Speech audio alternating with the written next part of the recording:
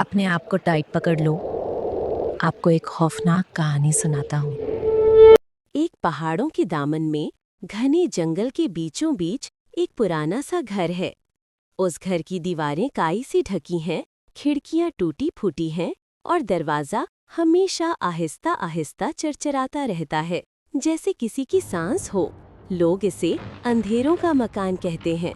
कहते हैं इस घर में सिर्फ एक नहीं बल्कि कई जिन्नात और चुड़ैलें रहती हैं। दिन के वक्त घर बिल्कुल वीरान और खामोश लगता है, लेकिन जैसे ही रात का अंधेरा छाता है, वहाँ से अजीब सरगोशियाँ, बच्चों की हंसी, जंजीरों की खड़खड़ाहट और सर्द हवा की सीटियाँ सुनाई देती हैं।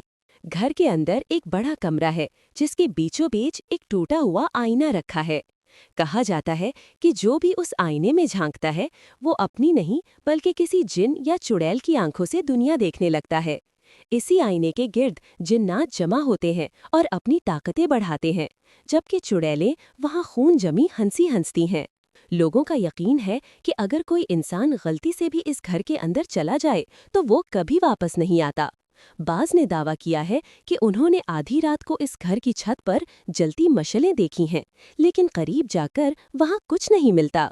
ये घर खौफ की अलामत है और गांव के बच्चे तक इसके करीब खेलने की हिम्मत नहीं करते।